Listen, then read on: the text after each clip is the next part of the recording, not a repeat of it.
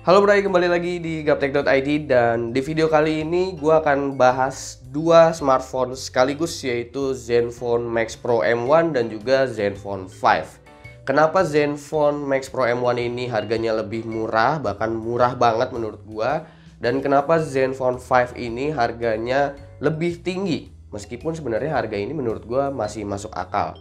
Yang ada di sebelah kanan gue ini adalah Zenfone Max Pro M1 dengan spesifikasi yang RAM-nya 3GB dan internal storage 32GB.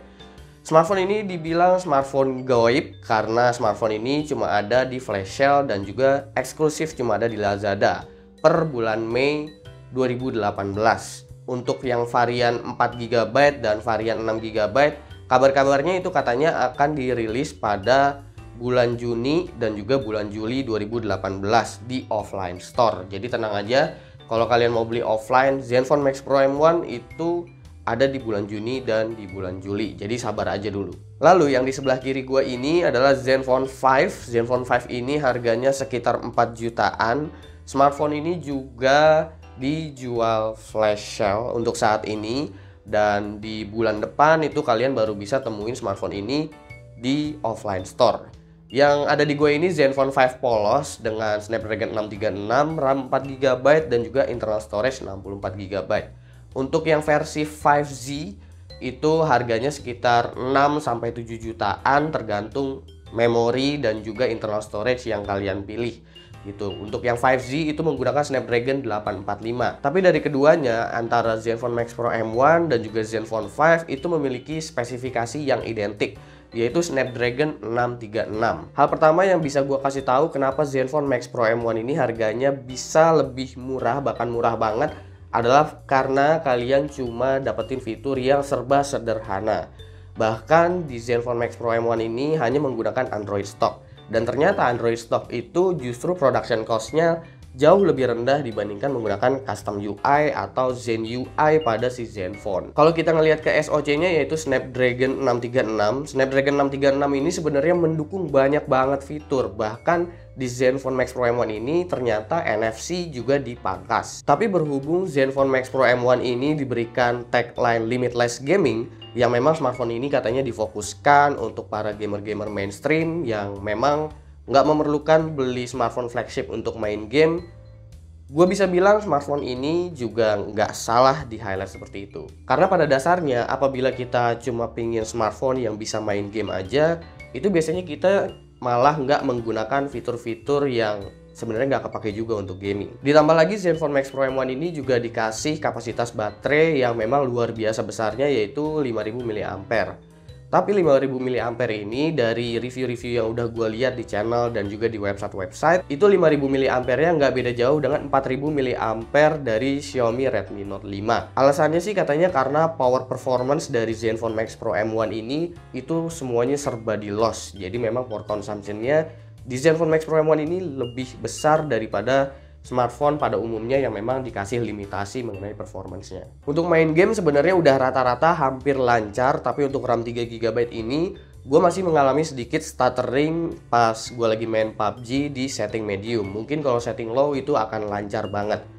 Tapi gue saranin ke kalian kalau kalian nanti mau beli Zenfone Max Pro M1 ini dan kalian mau main PUBG, gue sih lebih rekomen kalau misalkan kalian ambil yang RAM-nya 4GB dan internal storage 64GB. Karena sepertinya pengaruh stutteringnya itu ada pada RAM yang terbatas di 3GB untuk smartphone yang gue pegang ini. Dari sektor kameranya juga Zenfone Max Pro M1 itu punya fitur yang serba terbatas. Meskipun sebenarnya fitur ala-ala seperti bokeh mode itu udah tersedia di Zenfone Max Pro M1 ini. Tapi untuk kualitasnya itu sebenarnya udah ada perkembangan dari pas gue awal-awal pegang smartphone ini. Awalnya itu kualitasnya di bawah ekspektasi gua, tapi sejauh ini untuk smartphone 2 jutaan menurut gua kamera ini udah cukup baik. Apalagi ini nggak menggunakan pixel masternya Asus. Selebihnya dari sisi build quality, ini menggunakan semuanya dari metal, dan penggunaan bahan metal ini juga tentunya akan sangat baik dalam menghantarkan panas. Jadi smartphone ini yang dibilang katanya smartphone setrika,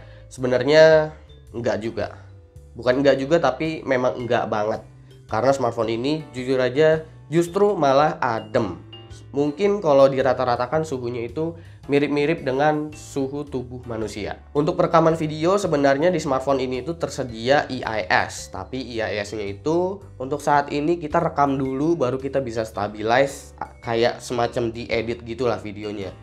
Gua harap sih ke depan Asus memberikan update biar EIS-nya itu langsung otomatis setelah perekaman, biar nggak perlu processing lagi setelah rekam. Di awal smartphone ini gue pegang juga itu face unlock belum ada, tapi sekarang udah diupdate dan udah ada face unlocknya. Untuk smartphone ini juga tersedia fingerprint di bagian belakang, dan untuk fingerprintnya itu dia nggak begitu cepat gitu. Dan gue rasa ini hanya permasalahan dari softwarenya aja, karena seharusnya dengan Snapdragon 636 disertai dengan sensor fingerprint itu seharusnya nggak selambat ini sensor fingerprintnya. Jadi itulah kenapa Zenfone Max Pro M1 punya harga yang sangat-sangat murah. Intinya semuanya serba sederhana mengenai fiturnya. Zenfone hanya ingin menawarkan performance Snapdragon 636 seutuhnya di smartphone ini.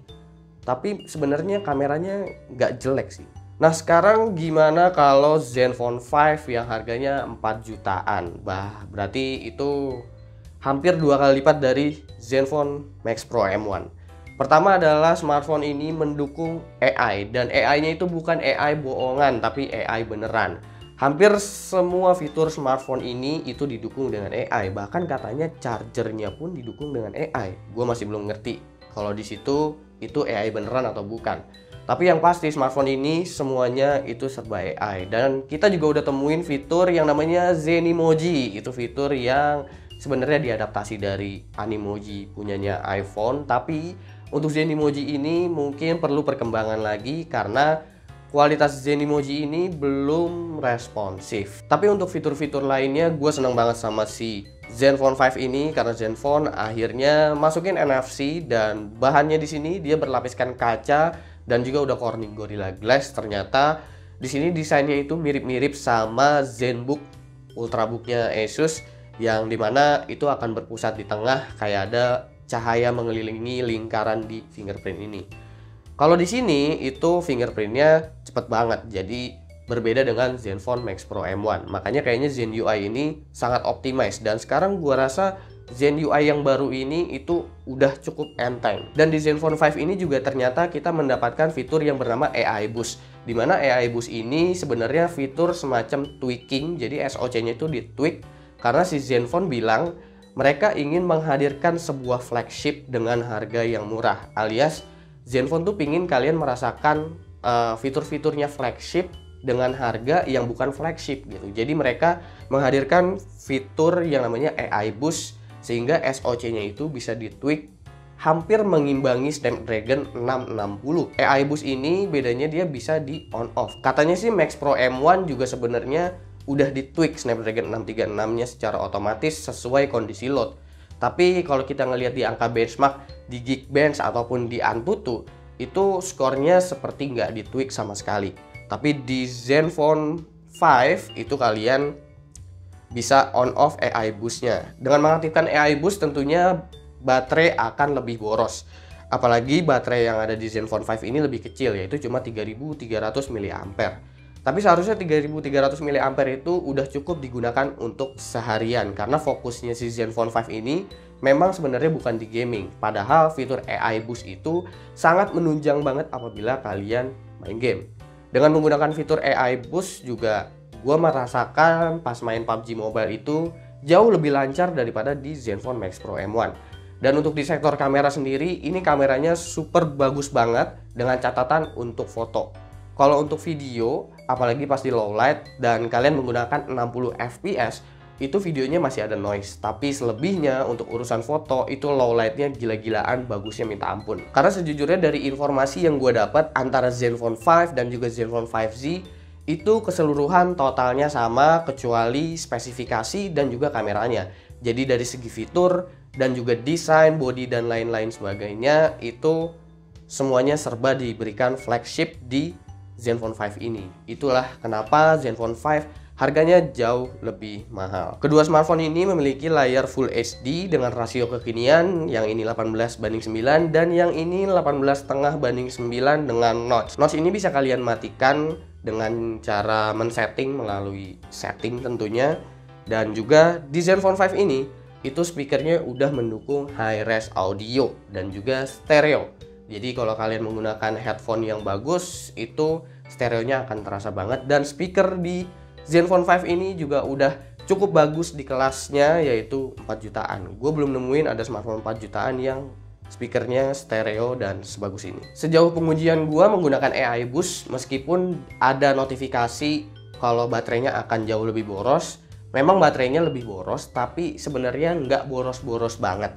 Dengan mengaktifkan AI Boost, kalian masih tetap bisa menggunakan smartphone ini seharian dengan penggunaan yang normal. Karena AI Boost ini sebenarnya dia akan boosting dengan kondisi load tertentu. Jadi kalau HP kalian itu kalian diemin doang, AI Boost itu nggak akan maksa SoC-nya untuk terus-terusan digeber ke performance. Untuk kualitas kamera kedua smartphone ini, kalau kalian mau tahu lebih lanjut, mungkin kalian bisa nonton review-review dari channel lain apabila kalian ingin tahu kualitas masing-masing kamera dari smartphone ini itu seperti apa. Gue di sini intinya cuma mau ngebandingin kenapa Zenfone Max Pro M1 ini harganya murah dan kenapa Zenfone 5 itu harganya jauh lebih tinggi. Mungkin segitu aja yang bisa gue sampaikan pada video kali ini. Kalau berkenan silahkan kalian komentar di bawah. Menurut kalian gimana sih Zenfone Max Pro M1 dan juga Zenfone 5 ini? Silahkan komen aja di bawah. Jangan lupa like, share, dan subscribe jika video ini menarik buat kalian. Follow sosial media gue kalau lu kepo sama apa yang ada di balik layar Gaptek. Beli juga merchandise Gaptek, semua linknya ada di deskripsi. Gue Supki dan seperti biasa, sampai jumpa di lain kesempatan.